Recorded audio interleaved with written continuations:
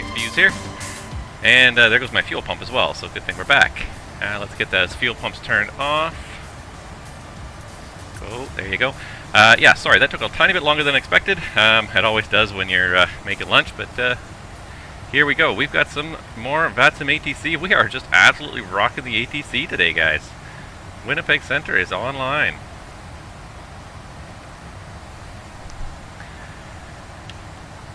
Winnipeg Centre, good morning. WestJet 482, flight level 350.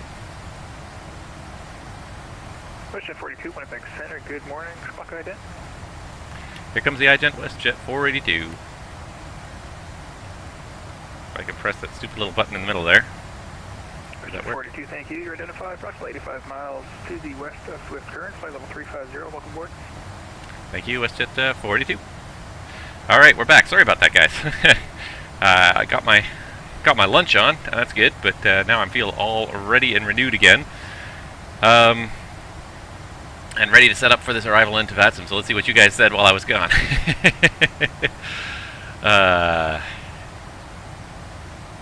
Forget it ever happened. There you go. This is one of the fun things about VATSIM, and one thing about VATSIM that is it's a little bit better than the real world is this text channel that we kind of have to private message people within the network, which doesn't exist in the real world. ATC only communicates with pilots through the official channels of either the radio communication or, if you have it, CPDLC. So this is something that's a side benefit to VATSIM, is that you can send private messages, you can communicate with ATC behind the scenes, and ask questions sometimes. If you could recycle your transponder 0650.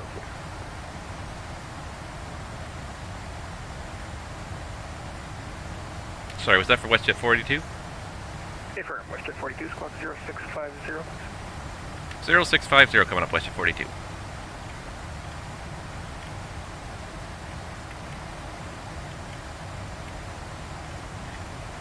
There you go, 0650.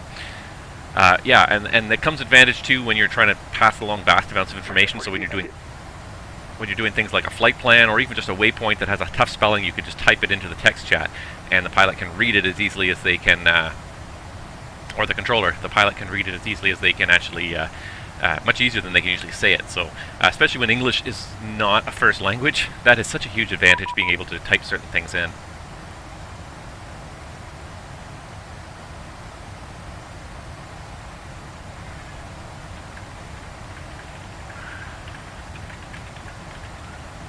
WestJet 435, that's approved as requested, climb flight level 360. Yeah, so we got lots of ATC though. It's a little shocking. Just pardon me while I step back and get over the shock of it, because it never happens. I have not had this much ATC online for one of my streams in quite some time. So I'm enjoying it. Don't get me wrong, I'm enjoying it, but just it's a little shock to the system almost. I'm not ready for it. I thought we'd have a quiet sail all the way to Winnipeg, have a few minutes to get out there and have my lunch, and come back, and Winnipeg has hounded me to call him. So, and I mean, that's obviously it's within his right and everything, but it just I thought I had time, because ATC never comes online when I'm online. So maybe this is the beginning of a new era. Maybe. I'm not really all that hopeful. But my next stream probably will be, first of all, my next pilot light stream will probably be the same thing next week. You guys set an awesome standard here tonight in terms of the number of people watching. So I'm going to throw it out there for next week, because today was kind of fun with just the APU Inop checklist and making sure we followed all that correctly. Next week, again, I'll probably stream on Saturday morning. It's going to be Winnipeg down to Phoenix. If I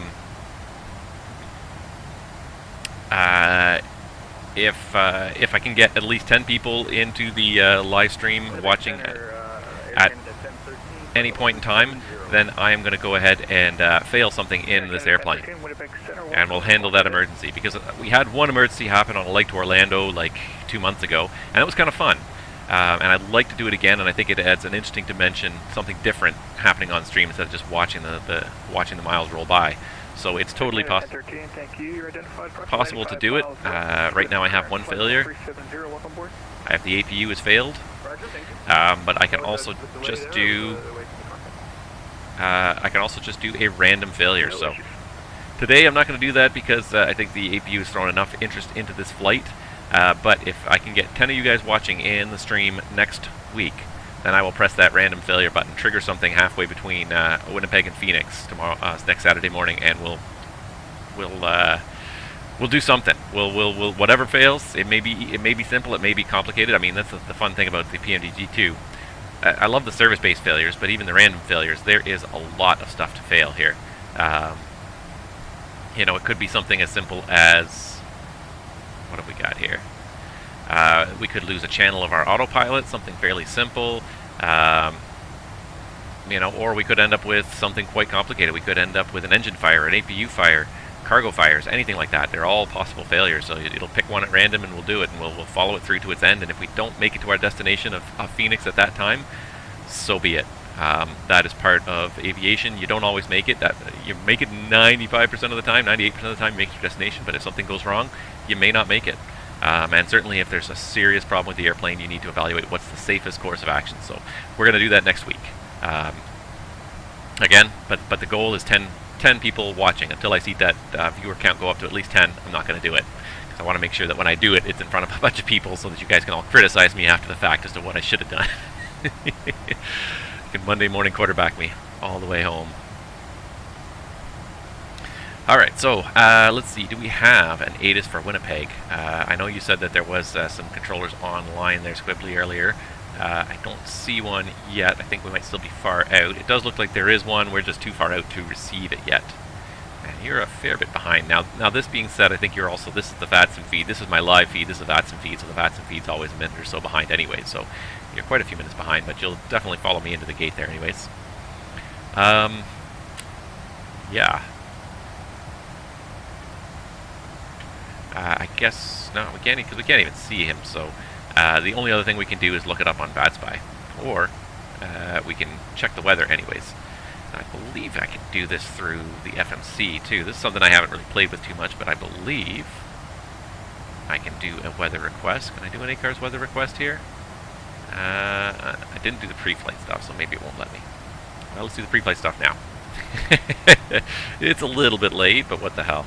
I'm wondering if it will correctly retrieve some weather for me. So I don't even know where it would source the weather. I don't know if it sources it through the sim, if it sources it directly from somewhere else. Let's see here. What are we? We're WJ. Oops. Just one J is all we need. Thank you. Our estimated time of departure was 15:10, and our time en route today. Our total time en route today was, according to our flight plan, supposed to be. Where is it here?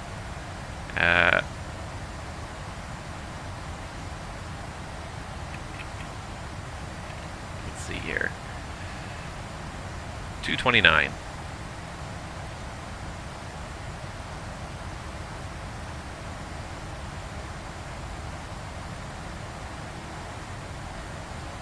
And then eventually it should come back. I haven't gotten the habit of using this ACARS system. Maybe I should. While we're waiting for that to happen, I'm also going to start drumming up the performance again here so we can start getting ready for this calculation again. Show landing, show en route landing, and let's copy FMC data to start. Don't know if we're going to land 3.6, but we're going to try.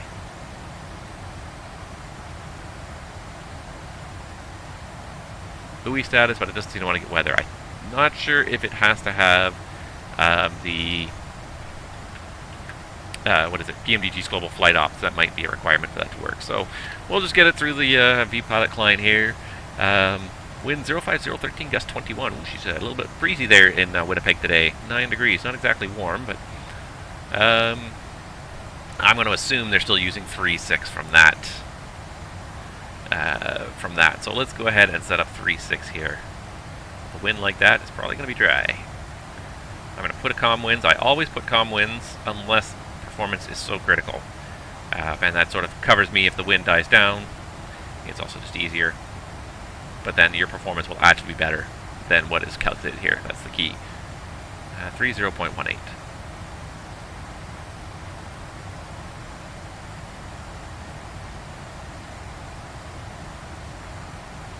Flaps 30 landing.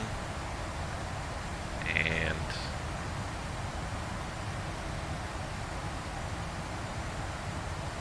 anti-ice off. There we go. For some reason it didn't want to work the first time. There, brakes. We'll do auto brake 2. We have no non-normal conditions today, but we may need to use that on our next flight. And so I'm going to set auto brakes 2 before I forget. And then, let's see here. Let's just get a landing estimate here. 147,000.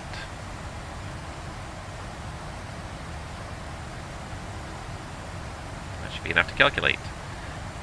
Landing weight is in excess of structural limit. Oh, okay. What's the maximum landing weight in this airplane then?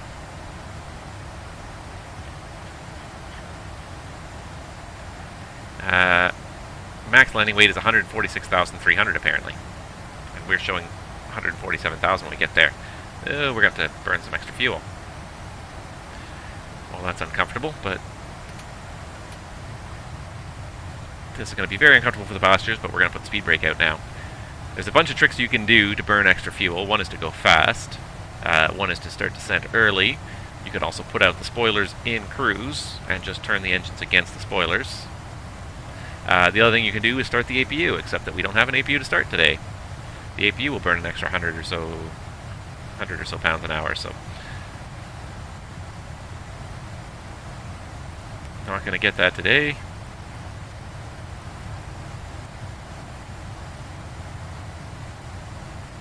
Calculate. So we definitely should be able to land on that runway, but we're going to watch our weight here. We're actually going to be overweight for landing by 700 pounds, so we're going to have to burn 700 additional pounds of fuel. Now, the trouble with the speed brake is because I was sort of redlining it to begin with.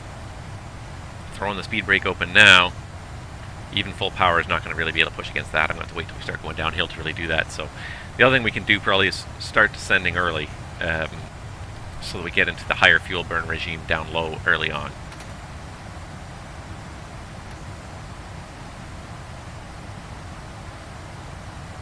Try and find just a speed brake position that lets me at least keep this running at full power.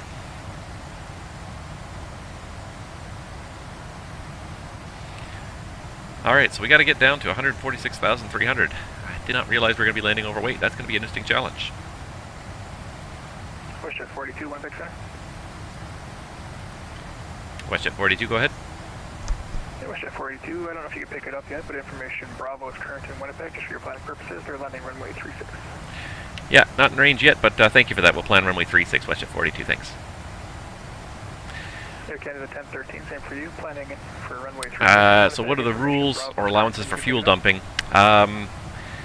There aren't too many rules as far as fuel dumping is concerned.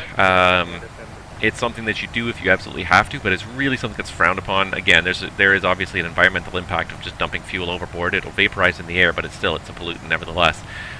So it is frowned upon. I'll say that.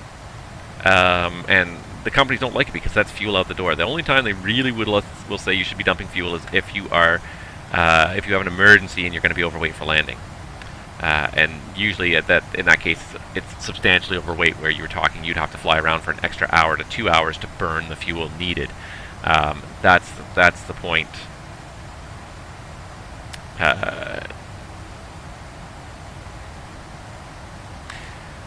Is this our fuel? Is that our weight right now, or is that our fuel? Hold on a second. Okay, let's do this. But yeah, fuel dumping is generally something you would not do. Just because you were overweight, the airline would rather you actually burned it than dump it overboard. Let's see here. Okay, so first of all, what's our ZFW? Let's do that. So our ZFW is 132. So 14,300. Oh, this is our current weight. See, I always thought this was our target landing weight, but this is actually our current weight. So, we're fine. We're actually going to be probably about 130.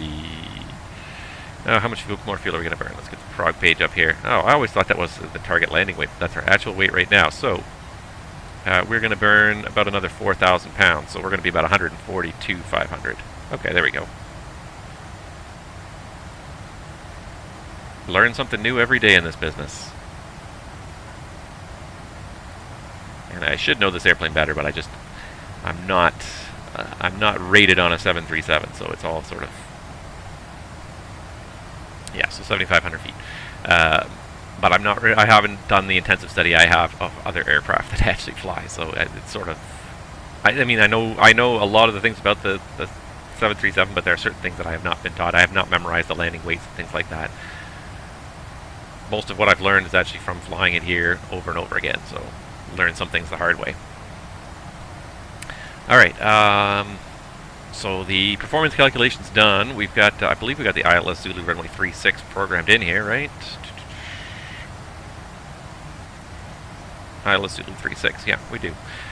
With the Boater transition, so we're all pretty much set up there. So let me just pull up quickly my FMC. Where did my FMC go? Oh, that's right, I had to charge it. I had to charge my FMC. Unfortunately, it was not... I had it plugged in, but it wasn't actually charging. The port I plugged it into does not allow it to charge. So somewhere right about there. It's pretty close to a line right there. There we go, that's the FMC right there. Okay, and what we're also going to need, of course, is some arrival information. So let's get some charts up here as well. Terminal charts, and this menu. I hate that they're both called menu and menu. Alright, so we got the BFAN 2 arrival is the one we're doing, and then the ILS Zulu runway 36 is also what we're planning, so that's good. Alright, so the ILS Zulu 36, let's get some information in there. Loading chart, there we go. 1099-005. Alright, so 1099.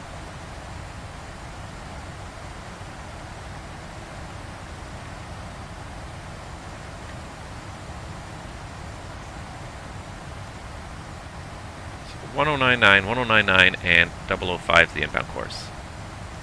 Set course on your side, 005.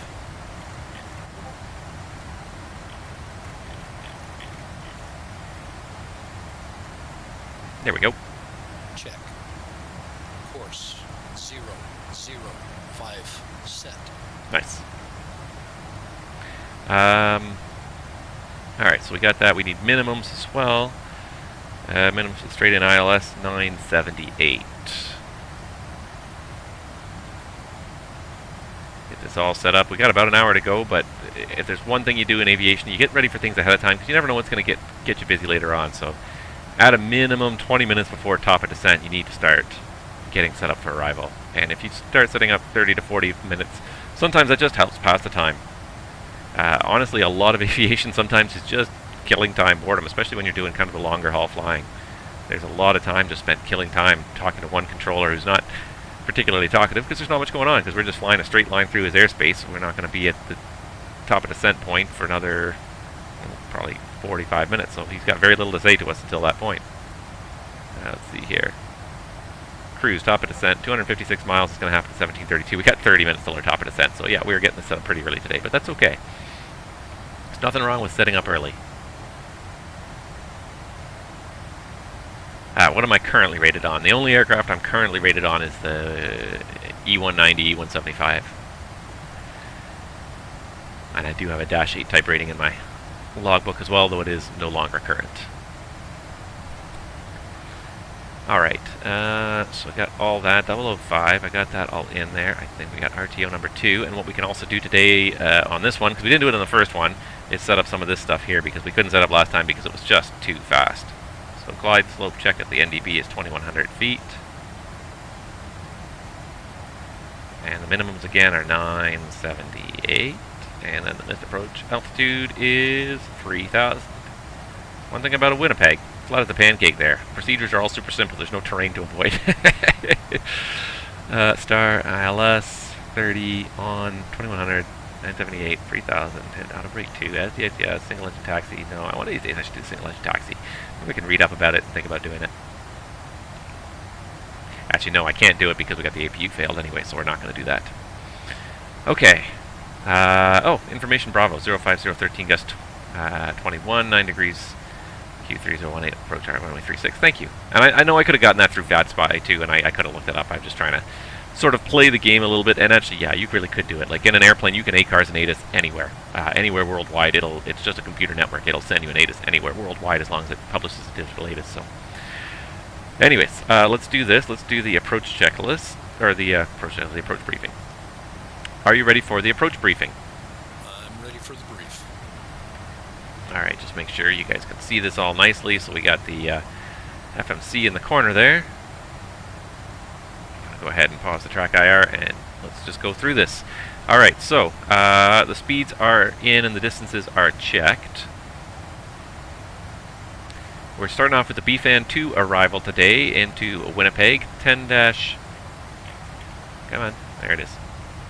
10-2 Alpha, effective the 19th of July of 2018. 100 miles safe is 3,800 feet. Not like to Vancouver where it was 12,000 feet.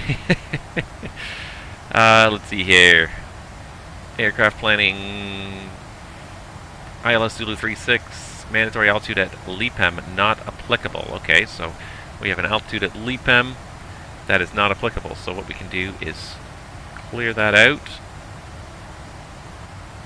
I can press the wrong button there. However, it only says the altitude is not applicable. We still have to put the speed restriction back in there.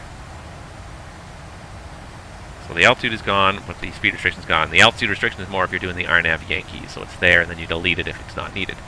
Actual clearance will be directed by ATC. We go to Brandon. Then we go to BFAN, max 250 knots, and then for 36 is between 11 and 9,000. That is in there.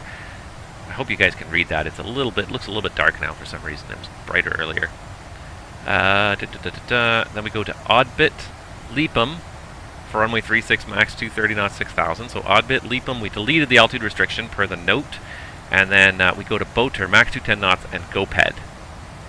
So next page, Boater, max 210 knots, GoPed, and then continue on a vector until we get vectored in for the approach. However, most likely I'm expecting we're going to get just a closed transition from Boater. So if we go to the ILS Zulu runway 36, you'll see there's a Boater transition. 3,000 feet minimum and max 210 knots. So at or above 3,000 feet, max 210 knots, that's there as well. So this is the ILS Zulu runway 36 into Winnipeg, 3rd of May 2019, 11-3. The low frequency 1099, the inbound course 005. Let's just check that. I see 005 right there, and 1099 is set nav 1 and 2. Perfect. The glide slope at the NDB there is 2,100 feet, and there it is at WW, 2,100 feet. ILSDA is, again, we go down here at 978, and I believe we set that over here. Just zoom in so I can see. No, we didn't. We set 778, it's 978, that's the field elevation. That is why we double check things. It's easy to make a mistake, especially when you're putting in numbers and things like that that are, you know, minimums are kind of a random number. Obviously they're calculated based on a formula, but they are random kind of relative to other things. So 978. And then touchdown zone at 778. MSA around the beacon is 2,900 feet to the west, which is where we're coming in from. Missed approach is climb to 3,000 feet straight ahead, track 005 to Aldal, and hold at 3,000 at Aldal. It's in there in the FMC as well. Safe altitude to 100 miles is 3,800 feet, local level only within 10 degrees of the center line.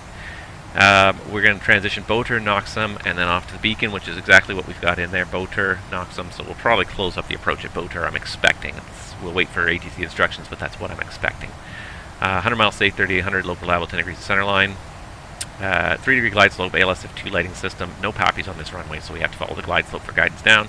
RVR 2,600 half mile, it's a beautiful day in Vancouver, or in, Winnipeg, so I don't think we're going to need to worry too much about the minimum visibility. After we land on runway 36, it's a convenient right turn off the runway. I'm expecting we're probably going to get off around Papa here. And then the terminal's right here, going to go Papa, probably Fox Kilo Lima into the terminal. We'll pick a gate when we get a little closer in. And that's basically it for the charts. Terrain, let's see here. Terrain is not really much of an issue. 3,800 feet will clear everything within 100 miles. Weather is a little bit gusty northeast wind, but otherwise the weather looks pretty VMC. Operational, we have the Inop APU still, so when we get to the gate, we're going to shut down engine 1 first, put the ground power on, and then we can shut down engine 2 once we get the ground power on.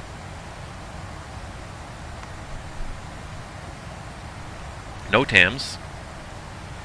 Let's see here, no TAMs for Winnipeg. Very little. 8.5 VOR DME Zulu runway 36, so those don't affect us. So there we go. Fuel situation, we are looking at 13.2 on board right now. We're showing 10,000 overhead, and we need 8,000 to go to Regina. So we got about 2,000 pounds extra. We can probably hold for about 20 to 30 minutes. Definitely do a missed approach and come back and try it again before we have to worry about going off to the alternate of Regina. And that is basically it. Any questions? None. There we go. Easy, right? Easy peasy.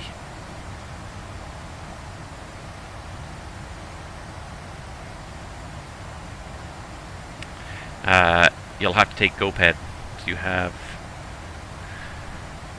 5890 kilos left. How much do you need? How much do you have extra fuel? It's not really a question of how much do you have left so much as how much do you need and how much extra do you have. That's the real question. Yeah.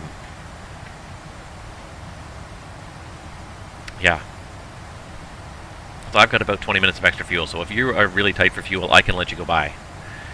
I can let you go by. But you're far enough behind too. I was looking. I don't know if you can see me. Oh yeah, if you have 3.1 extra, you're probably good. I don't know if you can see me on your TCAS, but I mean, as long as I'm at least 10 miles in front of you, we'll probably be good. 10 miles is kind of the minimum en route spacing that works out, and it generally works out to about 2 miles per minute, or sorry, not 2 miles per minute. It generally works out to about 2 minutes of spacing, which is fine, even if that spacing shrinks. As long as you're 2 minutes behind me, that's good for the approach, as long as nobody else is coming in there, so that's the key. Yeah, and I'm also going a little bit faster than you. I've got it dialed up to Mach 0.81 now, so I'm slowly but surely outpacing you. We're getting there, though. We're going to be there very soon. I did make a pot of coffee while I was upstairs having my lunch. I didn't actually get myself the pot because it wasn't done, so I'm going to step out for about 1 minute here just to grab my cup of coffee, and then I'll be right back down. You made it all the way from 780 to 788. Yeah, and this is the funny thing about Airbuses too, and but it speaks to Airbus as well. Boeing is, Boeing is really an American company. It's all about power, go fast, the ability to go fast. The airlines don't want to go fast because usually it burns more fuel, but Boeing's all about building an airplane that looks like it's got good capabilities and good numbers. So they say, yeah, we can make it go fast. Airbus is a European company that came later in the game when efficiency. I think the oil price was already like well into the swing of things. So they said, nope. It's all about efficiency. It's all about getting the minimum fuel burn to get us to our destination. So high speed is not as important as a economy cruise. So I think that speaks a little bit to the just a little bit more to the difference between Boeing versus Airbus. Winnipeg Centre, WestJet 42, just request out of the flight deck for about 4 minutes. WestJet 42, Roger, it's approved. Just let me know when you're back. Oh, WestJet 42, Roger. Alright, we'll be back in less than 4 minutes, guys.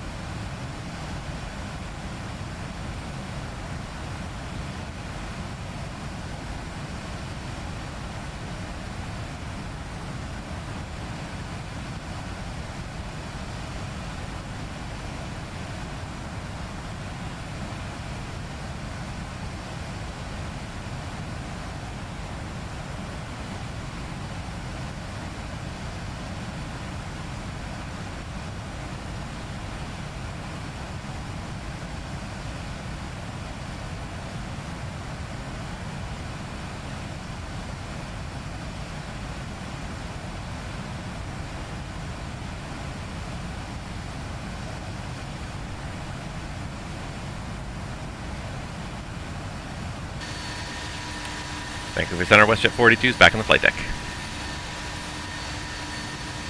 WestJet 42, roger, but I'm not Vancouver, I'm Winnipeg.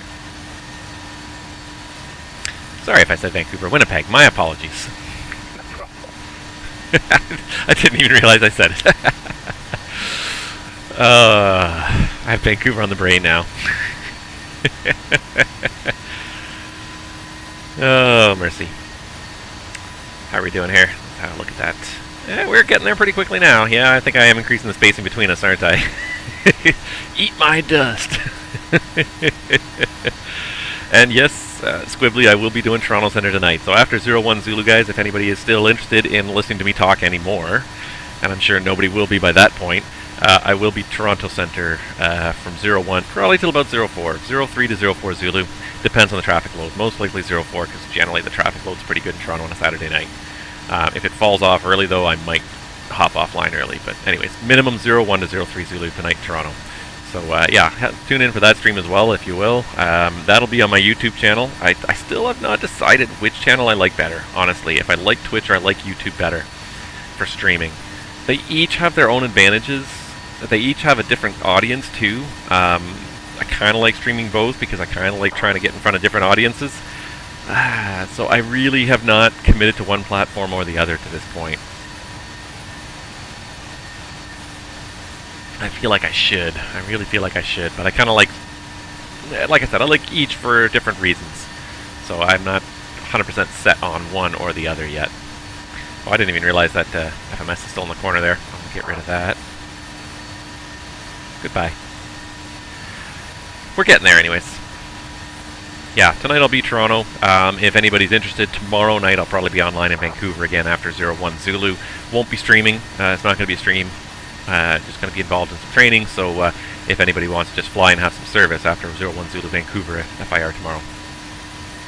Stream Twitch, post YouTube. See, and I was doing that at first. My first experiment was really I wanted to see how YouTube's streaming system worked. I don't feel like a lot of people really go on YouTube to see streaming, and that's true. So that's why I kind of like Twitch, but I'll say this, I think YouTube still has better tools for the most part, and that's why I'm torn. I think the better streaming audience is on Twitch, but the better developer tools are on YouTube. So that's my challenge. You know, that's what I'm trying to reconcile with myself.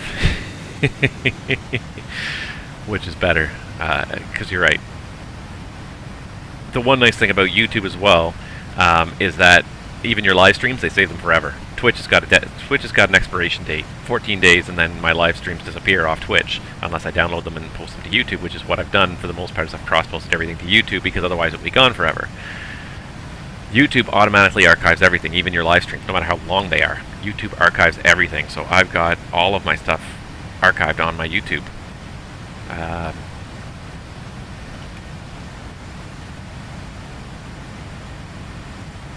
Just trying to think here if I can find my channel. And I mean, it would be just ridiculous for me to even look at YouTube and just see how much time. Never mind even the number of videos. And I have, let's see here. Does it even list how many videos I have here? It doesn't even list the number, does it? I was curious if it listed the number, but it doesn't even have. But it saves all my live streams in perpetuity as well, which is kind of nice. So I don't have to just download, save them, re-upload them. They're just there, which is kind of nice. But like I said, like YouTube, I find the thing is people on Twitch are looking for streaming, and they're just scrolling through looking for streaming. So being in front of people on Twitch is kind of good too. Like this is why I'm having problems sort of debating which one I really like better. Let's see. If I go to my library, does that show me? No, it just shows me all sorts of things I've watched before. So you guys don't need to see my YouTube search history.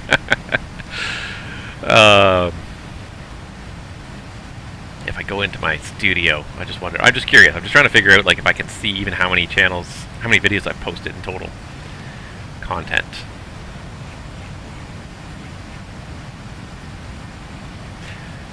It says I've posted about 107 videos, and that's not including the live. That's just the posts. About 130. Nope. And it's a funny thing, like it estimates, but it doesn't actually accurately know. I've posted way more than it thinks I posted. I have actually posted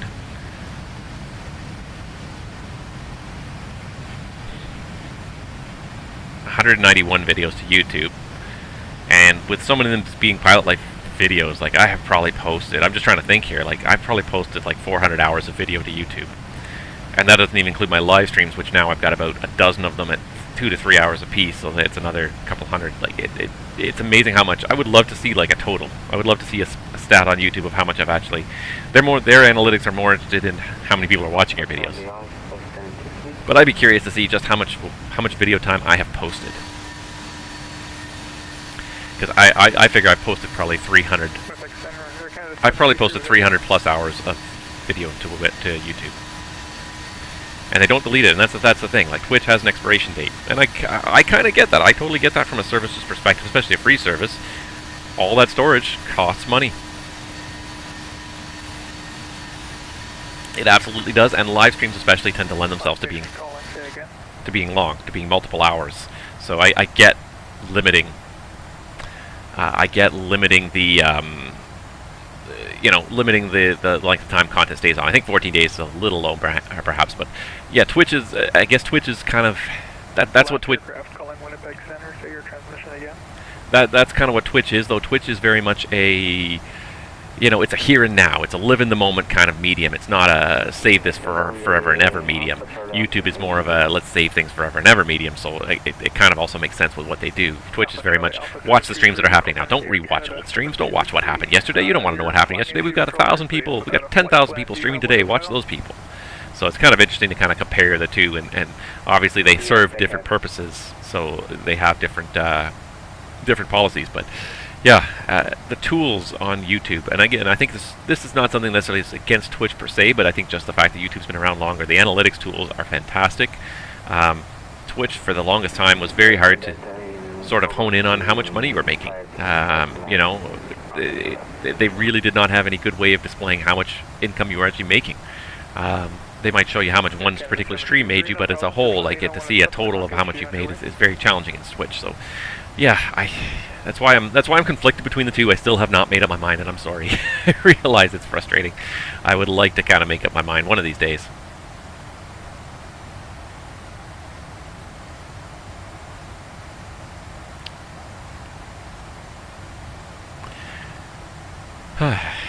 Getting there though.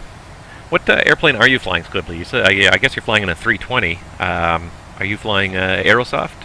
I think you were. I think you kind of hinted you were in P3D.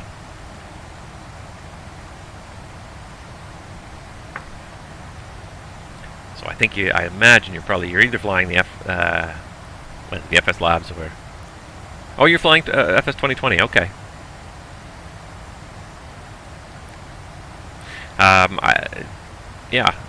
So I guess you're probably flying then the A3NX then. That's right. Actually, now I remember you mentioned that when you were talking in the Discord there about the fact that you wouldn't be able to do the RNAV to runway 18. But fortunately, we're doing 36, so you're all in luck, anyways. Yeah. That's. I've used it a little bit. It still has problems, so I tend not to use it very much. I tend to revert back to the P3D ways, unfortunately. Let's see if I can spot you here. What airplanes am I currently rated on? I think I said that earlier, but basically the E190, E175. Nope, you're too far away. It does not. It doesn't even know you're there. You must be, I think, 20 miles at least. Let's see what vPilot has to say about you. There you are. You're out of range because you're 51 miles behind me. Oh wow, you are quite a ways behind me. Eat my dust. Should have gone first. It's getting better. Yeah, I know, and I know it's getting better. I'm not trying to be critical of it in that sense. Like, I know it's going to get better. I just, I don't know. Canada 727, Roger, squawk ID. I haven't really gotten a whole lot of enjoyment out of it yet, and I should. I really should. I should take it up more. Yeah, you really should have gone first. Then I would have been stuck doing like Mach 7.5 the whole way. Would have been like an extra half hour onto the flight. I'm showing ETA Winnipeg 1753. I'm showing top of descent, pretty much right there, Brandon.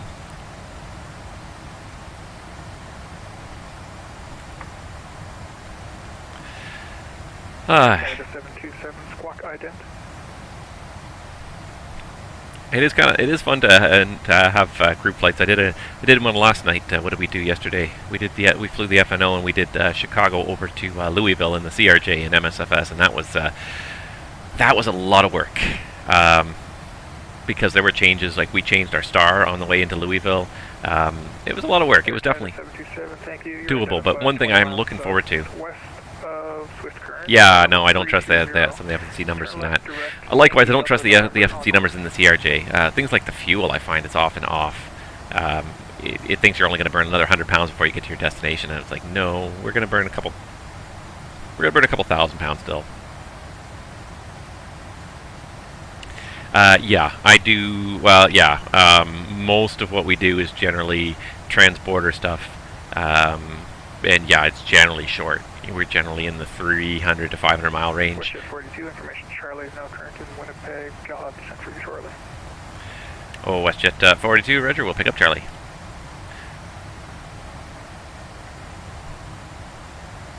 Weather 7. Oh, you know, and I have an interesting question here. Can I do this?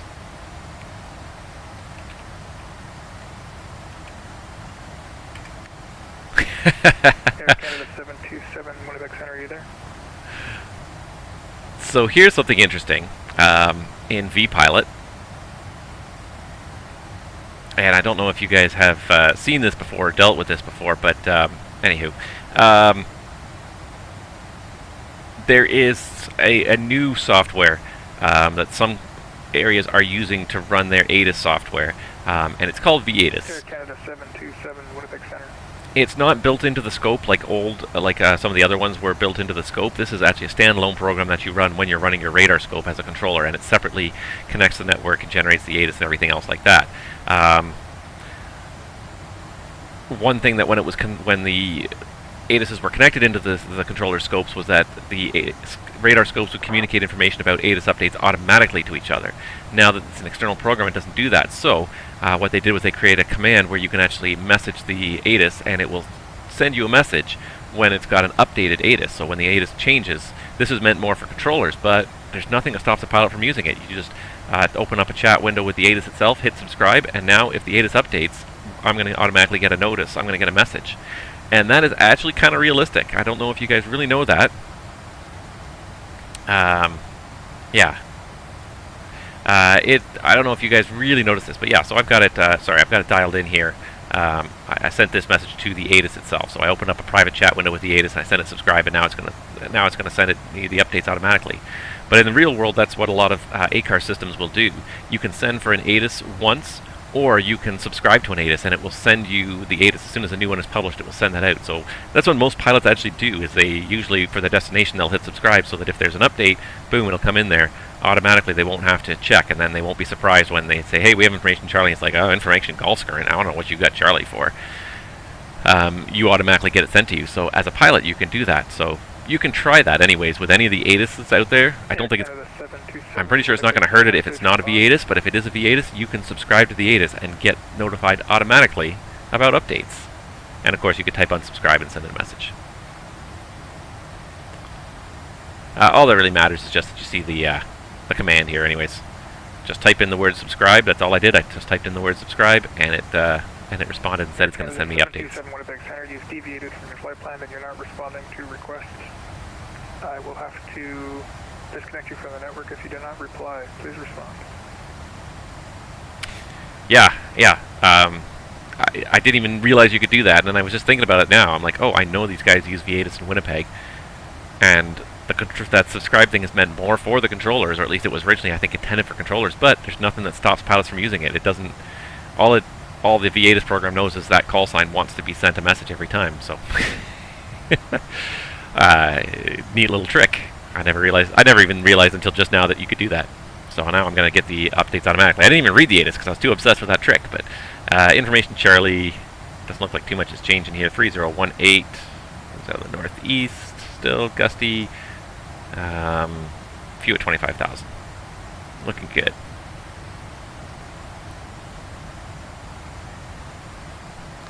Okay, so let's do that. Let's just get the altimeter in there. So what did I say? 3018? 3018.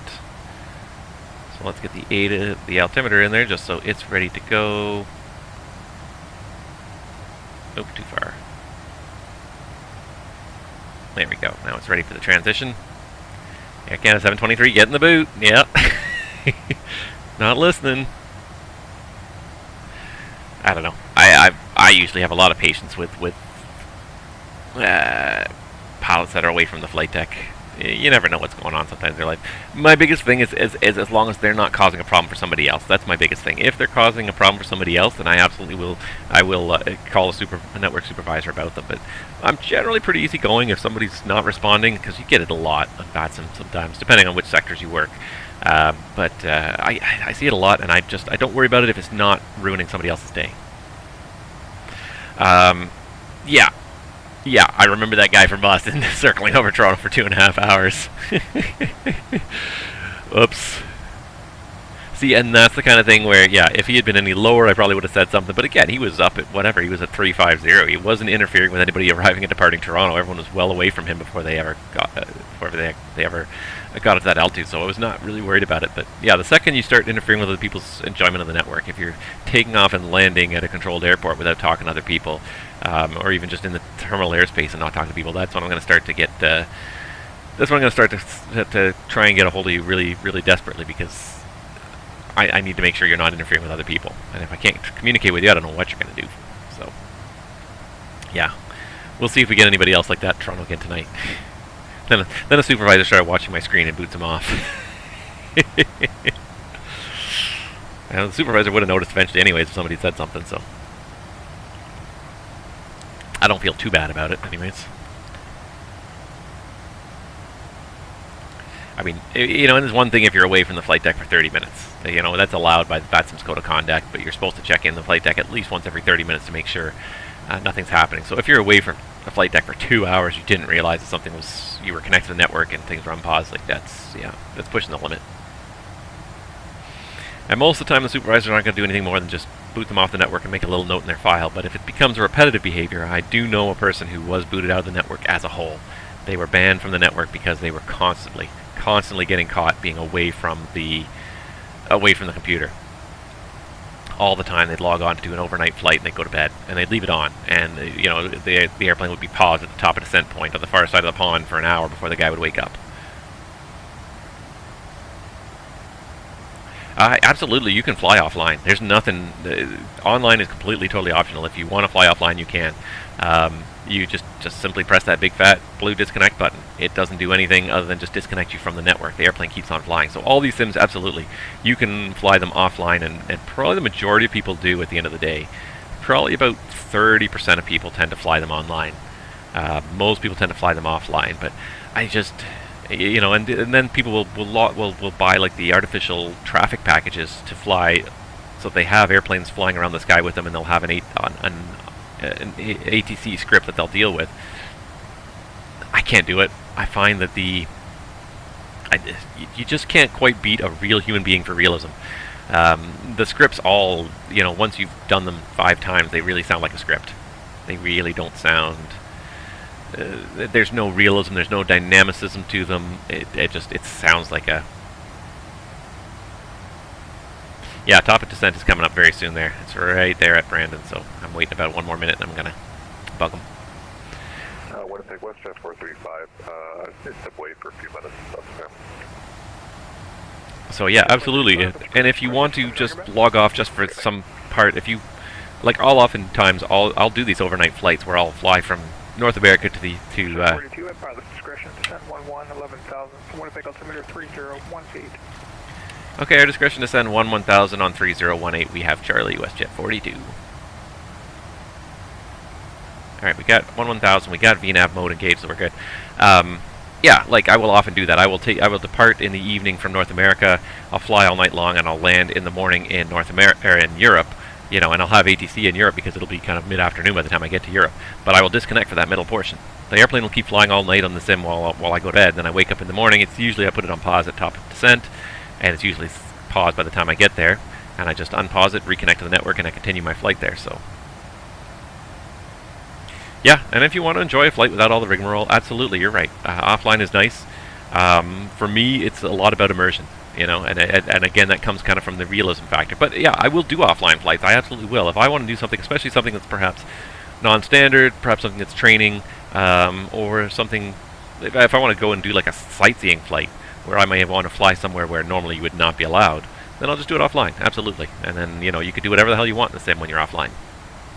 But certainly for this pilot life career, I'm doing my best to replicate kind of that real world experience in this pilot's life career. That's what I'm really kind of trying to do. So to me, real life ATC is an important part of that, and it adds a huge amount of depth. You know, if I could, I'd have another person sitting next to me. The FS2 crew served that role fairly well. Descent checklist. Descent checklist. Pressurization. Landing altitude is 750 feet. Recall checked. Auto brake level 2. Landing data. VREF 149. Minimums 978 feet set. Are you sure about that? Checked. Approach briefing. Complete. Descent checklist complete. There we go. See, and the funny thing is that like FS2 crew works really well for that, because generally SOPs are so tightly scripted that it doesn't feel very artificial when I'm dealing with them, because SOPs at an airline are very tightly scripted. You have to say the exact right things at the exact right times. And yes, you're human beings, that if you make a mistake, the other human being will usually understand it. But FS2 crew works like that. ATC is a lot less scripted. There's a lot of free technique in ATC. You know, there's a set of rules and procedures and phrases to use, but how the controller accomplishes the end result is often as much personal choice as it is the way you've been trained.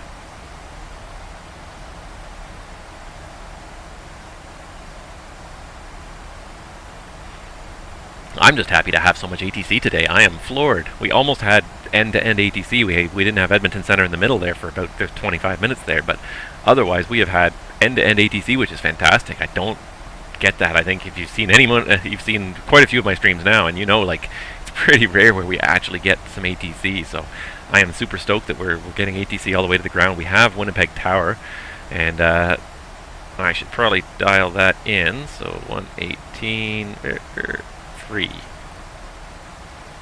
There it is, 118.3. But yeah, to have real ATC and multiple controllers, like we're going to have to talk to 5 different controllers on this flight today, it's great. That's just, you know, it's not quite up there with the real world, but it's pretty darn good. And certainly in terms of they're doing their job to get you there as quickly and efficiently as possible. It really is, it's working out well. I'm really liking it. This is one thing, and this is one of the reasons why I'm contemplating switching to the CRJ so heavily. One, it's a fun airplane, and it's something different. I feel like I've kind of pushed P3D a lot, not as far as I can push it, but I've pushed P3D a lot. But the CRJ will probably have a lot of shorter flights, and I can do them in the evenings perhaps when there's ATC online, and that it's going to be a nice change of pace as well.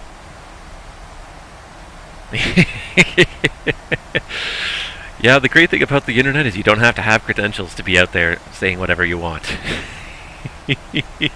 You can be whatever you want, and you can be like, no, I'm an expert at flying the 737. When ready to send 11,000 to the Winnipeg altimeter 3018. Information Charlie's current. I can say whatever I want about flying on online.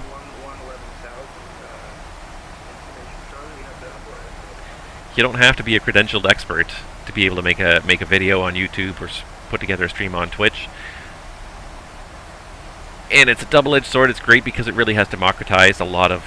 I'm going to try and reduce my speed a little bit here because we're getting kind of bouncing around that red line. It's democratized a lot of... WestJet 42 requesting ILS Zulu 36, please. WestJet 42, roger, you can expect ILS Zulu, runway 36. Thank you. I might just knock it back. Air Canada 1013, when able, say requested approach on runway 36. Just because it's kind of getting a little bit choppy here, and we're really dancing around that red line, so let's just knock it back a notch here. And then that'll give us just a little comfortable margin underneath the red line there. Where's your participation, trainer? You know, and I appreciate you guys participating because that's making this a lot more fun. The last couple streams have started to really kind of wear. I don't know if you guys have noticed that, but I've started to get a little tired during some of the last few streams just because it's been so much flying without much happening. So it's nice to have people to talk to at least, and that's what happens in the real world. You know, you have ATC to listen to, but you at least have someone next to you to talk to, and that helps. That really helps. So I noticed because I reduced the speed now, we're a little bit above where the path has to be, so we get the speed brakes out a little bit to try and get us back onto that path. 42, descend 3000. Descend 3000, WestJet 42.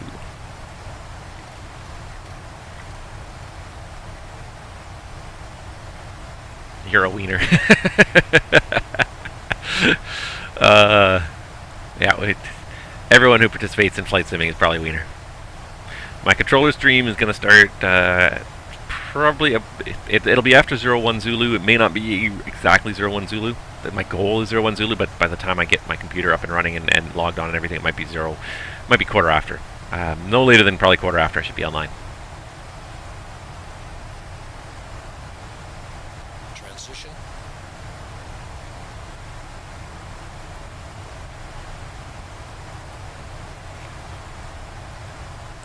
Three zero 3018 set. Air Canada 1013, descend 6000.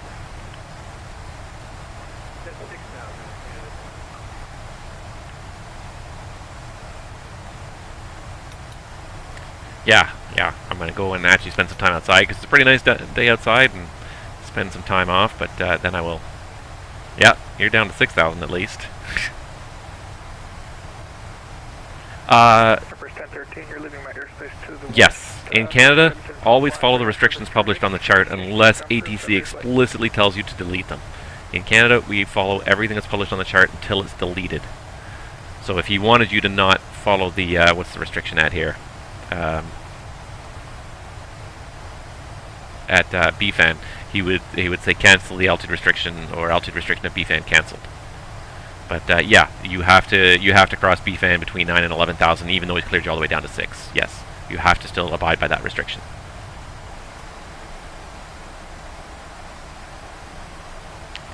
And it's a funny thing. Canada's a little bit different than the U.S. It really funny is that about 4 or 5 years ago, we were going. There's Portage Prairie. About 4 or 5 years ago, we were going to go the same way as the U.S. and we were going to have the descend via clearance adopted in Canada. And they spent about 6-9 months preparing everybody for it, teaching the pilots what it was going to all mean, and teaching the controllers how they were supposed to do it. And then they did it for about 2 weeks, and the controllers all rebelled against it and said they hated it, and so they canceled it. And so they spent months and months and months preparing, and all the airlines, trained their pilots and prepared their pilots for this, and sent out dozens of memos and training information. And then it never actually happened. It happened for 2 weeks, and the controllers absolutely hated it and refused to do it. So now Canada backed off it and said, nope, we're not going to change it. We're going to change it back to the way it was before. No, at those ones where it's in between 9 and 11,000, Winnipeg WestJet 435. those are not for noise abatement. At high altitudes like that, at 9, 10,000, most of these restrictions on the stars are usually procedural in nature, so they are to make sure that you're kind of in the right window where you enter the terminal airspace where they want you to, and keep you away from departure paths. So usually it's kind of these restrictions are because of crossing traffic at certain altitudes. So like the departures from Winnipeg would cross underneath us at some point. That's usually what they're in there for. So they're there to sort of set you up, but they're nice. Rather than, they used to be like a hard restriction, like you have to cross it at 10,000, but now they've given you kind of a window so that you can set up an optimal descent for your aircraft. Yeah, it's sort of set up to kind of get you ideally sort of onto a good descent path to get you onto the glide slope, and it's also there to kind of give the controllers a little bit of guidance, not a guidance, but to give the controllers like a little bit of a window, because depending on the airspace, an arrival and departure controller may have certain altitudes that they have to keep you between when you're within certain windows, so that will those restrictions will keep you within those windows that the controllers have to keep the departures and arrivals separate. Or if there's multiple entrances, it might keep the multiple airports around. It'll keep the traffic from different airports separate. Yes, if we're not doing the RNAV, yeah. So the one at Leapham's not applicable because it was explicitly rendered not applicable by the stars. So again, if we go back in here and read the note, so aircraft planning the RNAV Zulu, here it is, aircraft planning the RNAV Zulu runway 36 or the ILA Zulu 36 or the ILS Cat 2 Zulu 36, mandatory altitude at LEAP PEM not applicable. So if there's something on the note that cancels it, then if there's a note on the plan that says it's not applicable for your particular routing or transition. Cleared for the ILS Zulu approach runway 36, about to transition, port established. WestJet 42 cleared the ILS Zulu runway 36 at Winnipeg, boater transition will report established.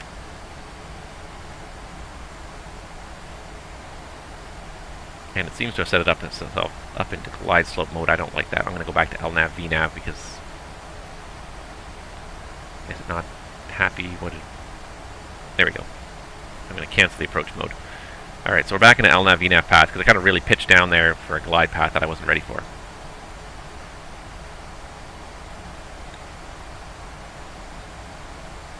Yeah, so down to 6,000 after BFAN, exactly. And the controllers are really trying to do... Oh, I have to do the approach checklist here. Approach checklist. Altimeters. 3018 set. 3018 set. Approach checklist complete. And what the controllers are really trying to do is they're trying to give you windows that you can operate in where you can pick the most optimal descent, because the most optimal descent for any airplane is idle thrust, as close to idle thrust as possible. So they try, and depending on the weight of the airplane, the temperature, air pressure, on all that other stuff, and the speed that's planned, the descent rates will be different. So that's why they put windows in here rather than specific hard altitudes. They put in a nice window, and you can sail through that window wherever is most optimal for your particular airplane that day, while still being within a reasonable range where you're going to make it down where the controller needs you to. Okay, so let's do, so we're cleared the boater transition, so we're going to copy that boater up there so we go straight from boater into Noxum. And then this will change our descent profile. Now we're above the profile because we're not doing that vector leg, so we got to get down a little bit faster here.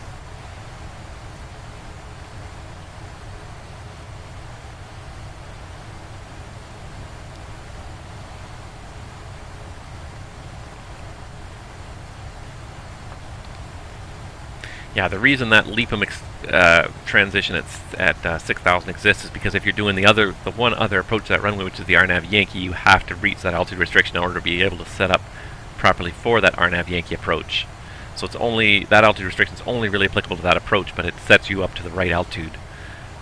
Otherwise, you'd be too high to do that approach, because the RNAV Yankee is a curving approach, so it takes a shorter path. So you need to be a little bit lower in order for it to work. But we are getting there now.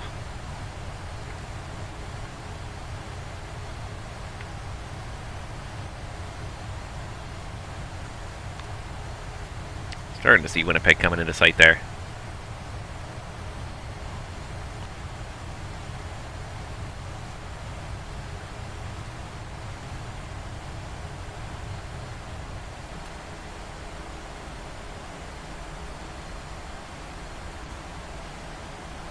Yeah, so we'll arm the approach right after we pass Boater, so it's ready to intercept when we make the turn there at is it Nexam?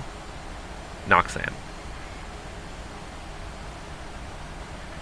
Get lights on, we did. Did we get seatbelts on? We did not. Seatbelts should be... Oh yeah, no seatbelts are on. Yep, those are good.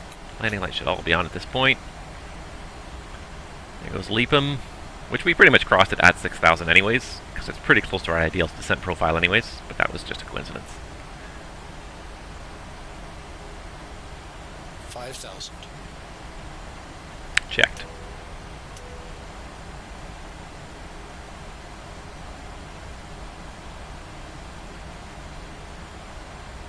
Got a nice green day out here on the prairies, that's for sure. Winter is finally gone. It's not exactly super warm, it's 9 degrees here, but it's not terrible. Not a bad spring day.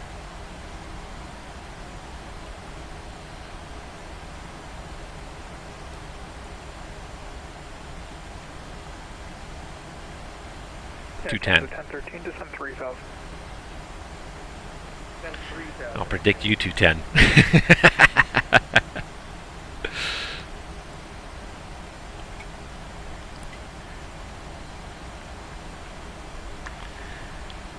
Alright. I guess there's a reason why we have sterile flight deck policies, so I don't spend my time distracted during these critical phases where you're trying to watch these things.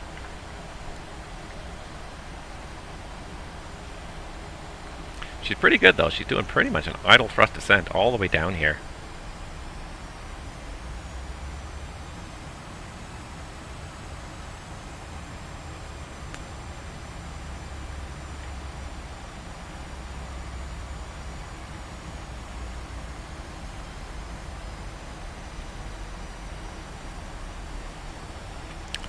Flaps 1.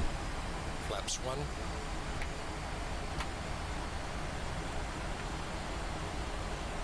Little tiny bit fast for the speed restriction. I didn't realize it because we didn't have the flaps out. It didn't want to slow down.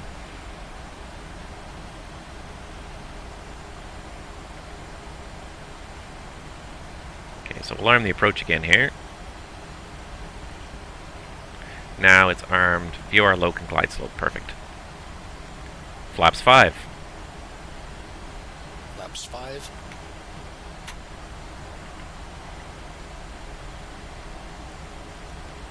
To level. Checked.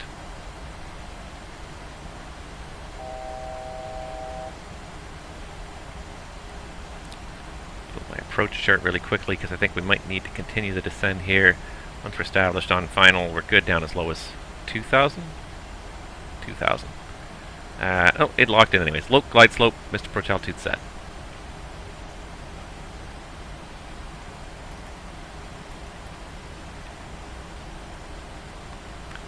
Go, turning final. Flaps 10. Flaps 10. That'll help keep the speed a little bit managed there. There's the runway. WestJet 42 established on the localizer 36. WestJet 42, roger, contact tower 118.3, see ya. Tower 118.3, thanks. WestJet 42, good 8. Winnipeg Tower, good afternoon. WestJet 482 on the ILS Zulu, runway 36. WestJet 482, good evening. Wind 050 at 14, gusting 19, clear to land, runway 36. Clear to land, runway 36, WestJet 42, thank you. Alright, clear to land, taxi light goes on to indicate we're cleared to land.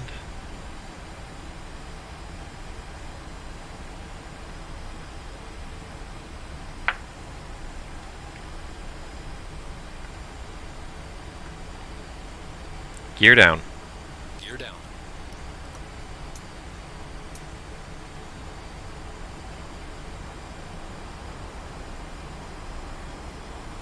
Flaps 25. Flaps 25.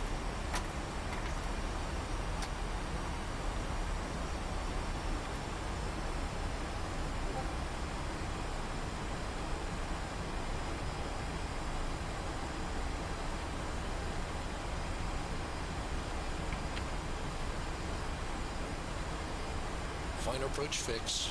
Height checked. Missed approach altitude set. Checked. Flaps 30. Flaps 30.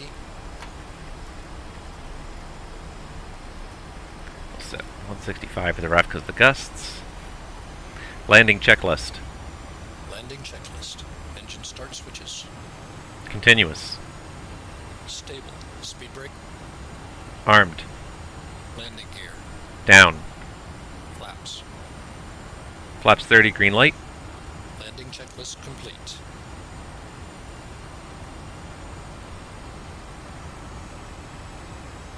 Oh, should have picked WestJet. Why did it offer me Swissport? Alright, here we go. I picked gate 7 anyways for arrival, so if you want to pick one next to me, Squibbly. Cleared. Check. Landing. Check.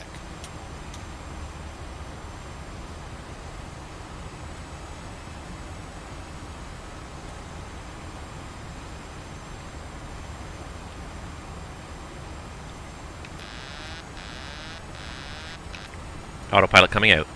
Check.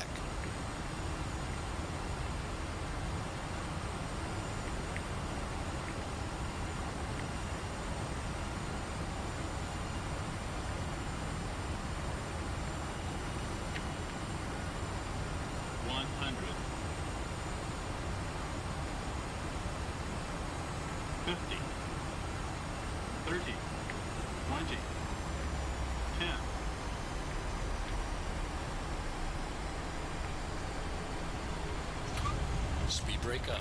Reversers normal. Wow. We really floated a long way on that one.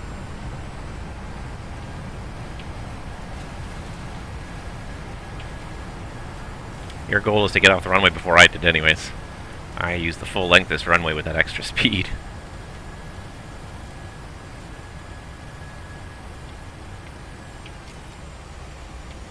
Auto brake disarmed. Wow.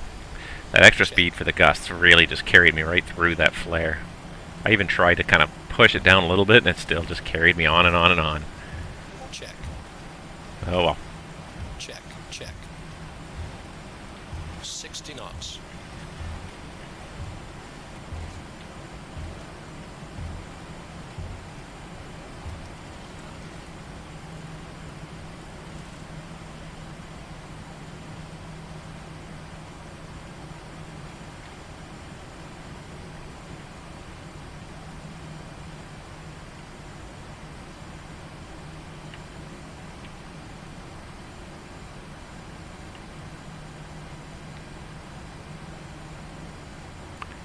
WestJet 42, clear 36, request taxi, gate 7.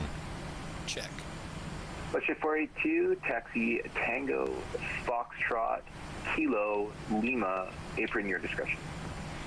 Tango Foxtrot, Kilo Lima, apron our discretion, WestJet 42, thank you. Check. Okay to clean up. Check.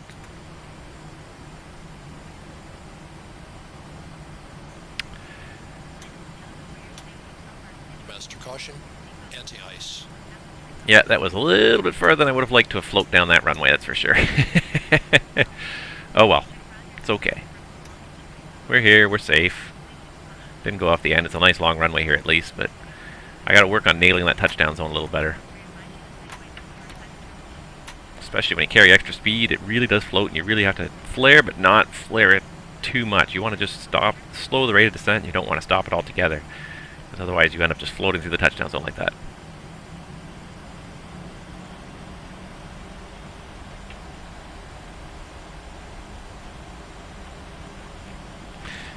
Well, Sim Toolkit Pro came in, clocked in at 136 anyways. That's what it thought, at 164 knots.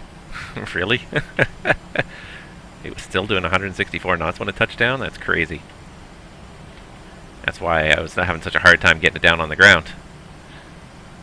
Oh, and I gotta turn off these lights. I hate the turn off lights too. Good afternoon, Golf Uniform Whiskey Victor radio check. Golf Uniform Whiskey Victor. I'll just do the slow taxi in hopes that at some point you'll you'll catch up to me. Roger, Golf Uniform Whiskey Victor. How far behind me are you? Oh, you're still even on the base leg there. I haven't even passed Leap'em yet. Wow, I did not realize I'd gotten that far ahead of you on that flight.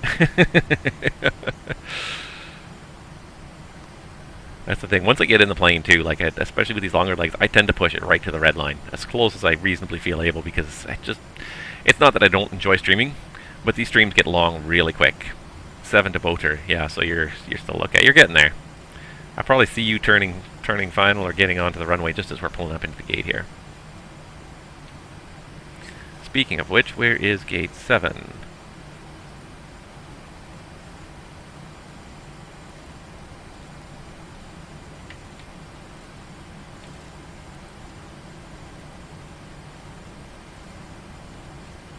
Alright, so we got parking positions. There we go. Gate 7 is going to be pretty much about the middle of the building there. Okay, good stuff. No big rush. We're here. We made it. We got another 2 legs done of a pilot's life. Earning my paycheck and slowly creeping towards the end of my schedule.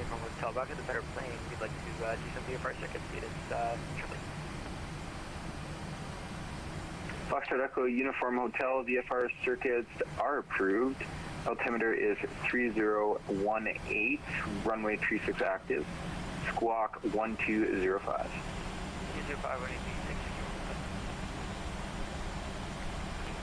Foxtrot Echo Uniform Hotel, call in, ready for taxi.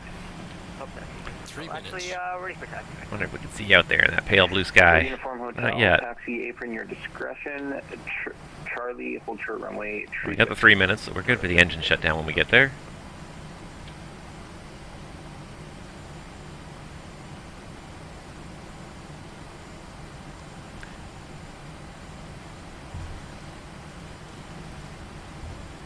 So I won my own. Really? I guess it must be, yeah, I guess it must be Price is Right rules. The person who picks closest without going over. I guess. I didn't know that. This is only the second time I even tried to use that, so I really didn't. I don't know too much about the rules or anything, so I apologize. I wasn't trying to really. $1, Bob. I bid $1. I wasn't trying to win that. I was just trying to show you guys more how to use it. I didn't think 10 would be close. I didn't realize it was closest without going over. So, my bad. Now I know. I won't bid next time. At least I'm not one of those jerks that bids like $1 over you. It's like, I bid $500, Bob. 501. I think it was Family Guy. I think it was Family Guy that did it, where he bids $1 over, and Peter just turns to him and just goes, "Fuck you, man. Fuck you." It was so, because it's such a jerk move. It's completely legal. It's a completely legal move, but what a jerk move. So that person, if they didn't get bang on 500, they didn't get any chance of winning. What a jerk move to do to people sometimes. Yeah, way to be that guy. I didn't bid $1 over.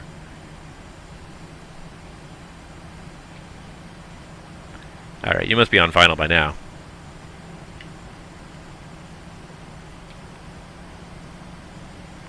Alright, give him a subready for French. Echo Uniform Hotel, left-hand circuit's not above it. It is nice to have ATC, though, I tell ya. Winds are 050-14, gusting 19, clear for takeoff, runway 36.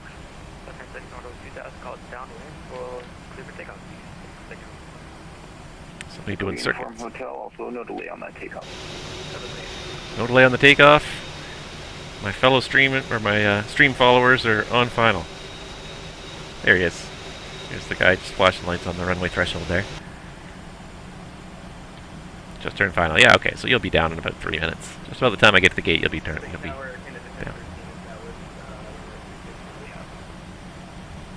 Good evening, Air Canada 1013, Winnipeg Tower. Winds are 050 at 14, gusting 19.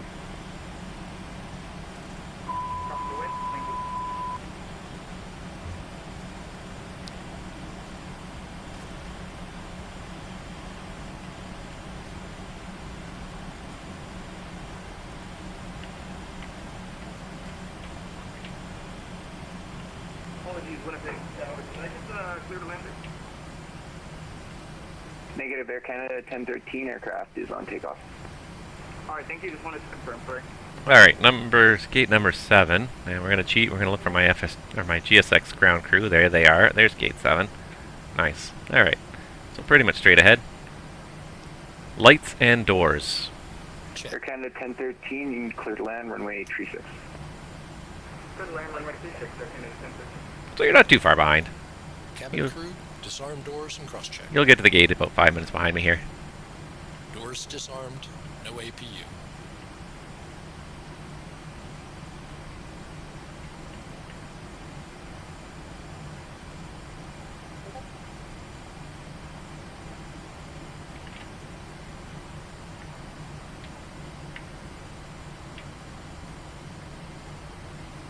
How far over the line do you want me to go here?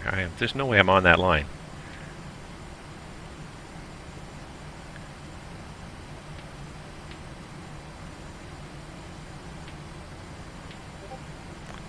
One thing I should have done in cruise was review that single engine taxi, and maybe next time we'll do it. Maybe next time we'll do some single engine taxi in and out. I haven't done it before, and I'd like to maybe review it and try it. Be fun. Again, something different. Just something different. You're on my TCAS there. TCAS knows where you are.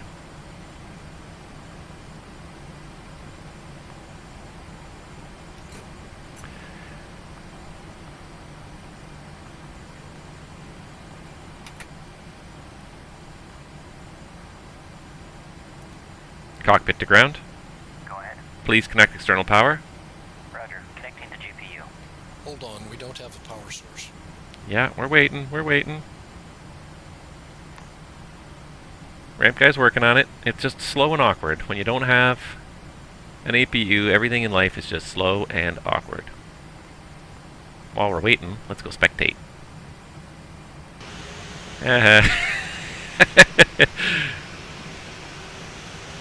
Pressure's on.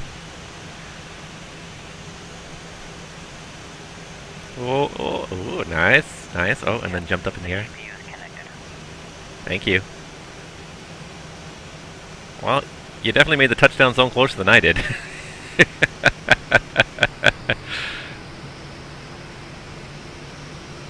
Reversers are open. You're using up almost as much runway as I did, though. Foxtrot Echo Uniform Hotel, what are your intentions? Hotel, we'd like to touch. You gonna make it? Oh, missed the high speed. Nope, all the way to the end. That's okay. Echo Uniform Hotel, winds are 050 All right, I'll stop. 14, guessing 19, you're number 1. I'll stop being that guy. Okay, so we got ground power now. There we go. We can now kill that. Go ahead, kill that.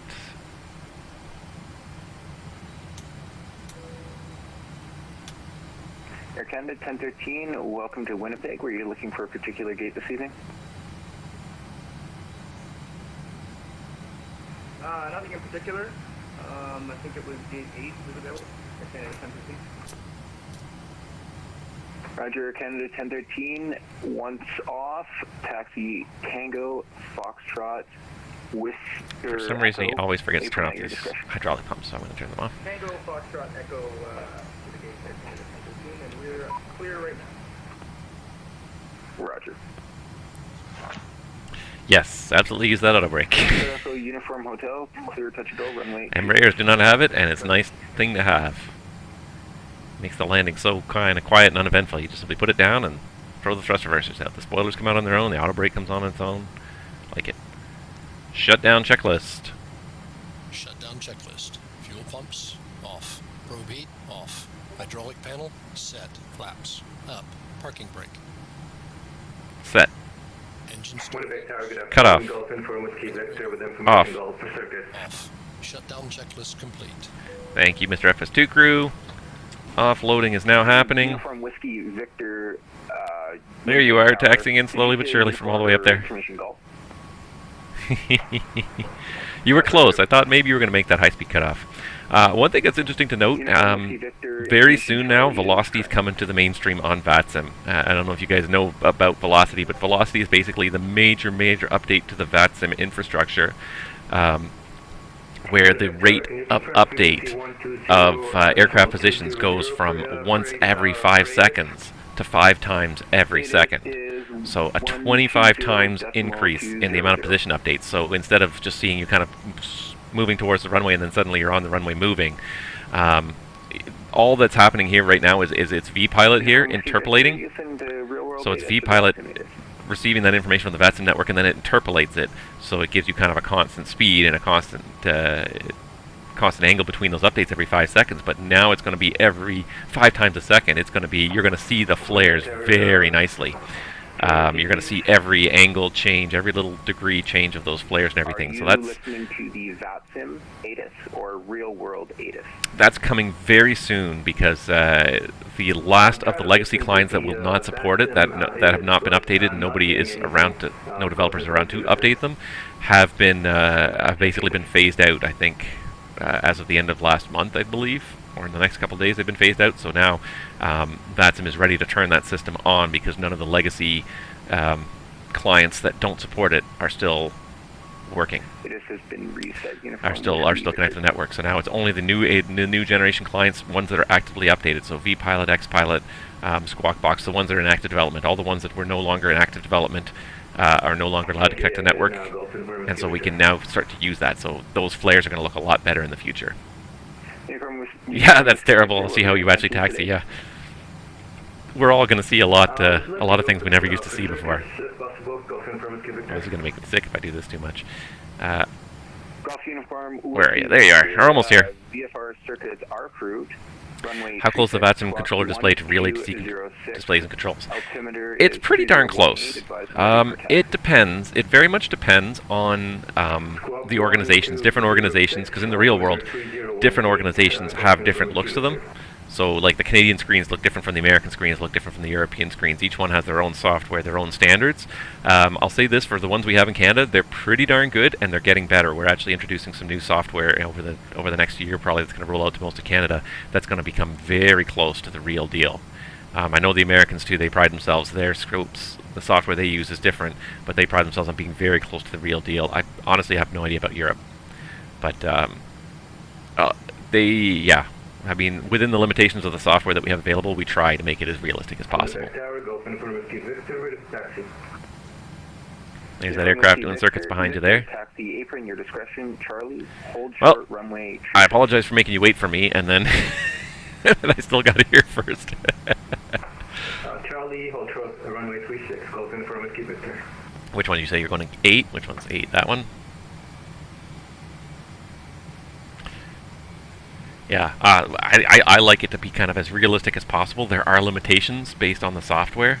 There are limitations to what we can do, but we try to make it as realistic as possible because we want the experience to be realistic for the controllers as well as the pilots. One of the big reasons why controllers become controllers is for the experience of controlling airplanes. And if you don't have a realistic interface, then it kind of loses a lot of that realism. So I like it as realistic as we can manage it. So yeah, we're getting more and more realistic all the time, I think, in Canada. Some places more so than others. And again, it's because each unit kind of manages their own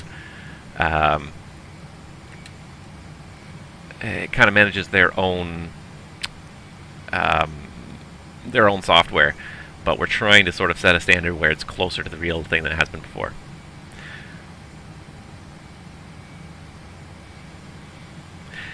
Certain things are like the real world. Things that are not like the real world, though, is the fact that, like, in VATSIM, we don't have any computers that process flight plans and automatically amend flight plans. In the real world, all the flight plans are sent into the computers, and the computers automatically process them and change them based on, you know, sets of rules like these are preferred routes and things like that. In VATSIM, we don't have any computers like that, so the controllers actually have to go in and manually update flight plans. So there's certain things about the way flight plans are put together that we can't do realistically in VATSIM. Just because we don't have the back-end computers. But again, we're getting more realistic too over time. Something that also has been coming to Canada and the US in the last year is traffic management. We never really used to have any traffic management, anything more than controllers just phoning each other and saying, hey, I've got too many airplanes, you got to slow down.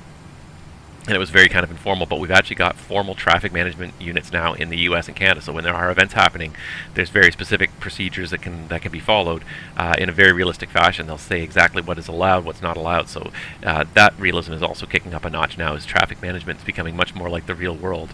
It's not just controllers scrambling behind the scenes communicating by voice, but also actually computer systems that are programmed to do it. So. Yeah, I have the old. I mean, this is the Fly AI livery, so that's whatever Fly AI provides is what I've got. I hate that blue one, anyways. But Squibbly, thank you so much for joining me. That was fun. I'm glad you were able to do it this time. And yeah, probably next Saturday morning we'll do the same thing. We'll do Winnipeg down to Phoenix. So you can plan on that. Probably a similar departure time to today, but it'll just be the one leg. So we'll get going at the same time without having to wait for me. Although if I do the emergency, no guarantee I'll get to the destination. But you're number 1. Touch and go runway 3. Yeah, so that's next is Winnipeg to Phoenix. I've only been to Phoenix a couple of times, but it's a busy little airport, so it's a fairly long flight. I think it's going to be like a good, what is it here? It's at least another 1,200 miles again, so it's going to be a good 3 and something hour flight. So pack yourself a lunch. But it's going to be fun. But there we go. That's 2 more legs done. How are we doing here? We've got 151, almost 152 hours in the book. We've done 55 flights in this life. 388 experience points, $1,600 in my bank account. We're doing pretty well. Yeah. But that's it for me for today. I'm going to go, at least for now, I'm going to go spend some time outside, enjoy the nice weather.